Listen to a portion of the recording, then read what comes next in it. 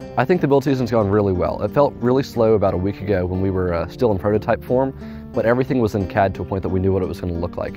So this week's been absolutely explosive, where we've really caught up and made things in real life, and it's really coming together quickly.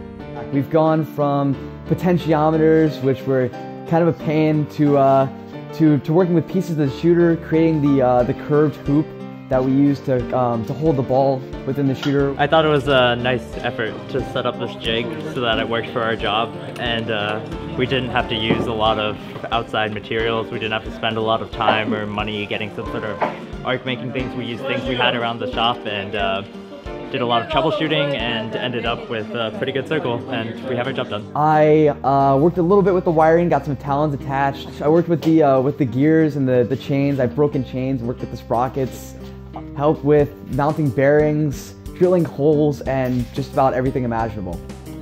So our chassis and drivetrain are using 1x3 aluminum again this year, and we have a custom drivetrain where we're using a 3-sim gearbox on each side, and we went with 8-wheel drive. We've got 4 traction wheels, 2 on each side in the middle, and then 4 Omnis each on the corner. And that allows us to have a lot of power from the middle so we can push other robots, but we also have the Omnis to turn on the corners.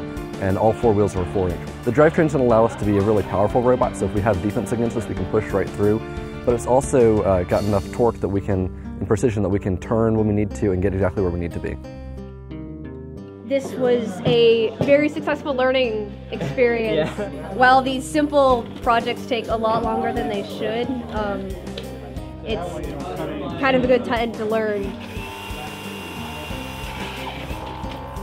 The collector's still in a prototype form right now. We're working on the final details right now for getting it extended and retracted back in, but it is very close. We've got 2 wheels that are going to pull it in, and the arms are going to extend out so we can grab the ball, and when it's back inside the robot, we'll be able to reverse the wheels and pass the ball back out the front. I think the robot's coming together really quickly. It's absolutely explosive this week, as I said, and I think that's a really good thing. We're showing a lot of progress.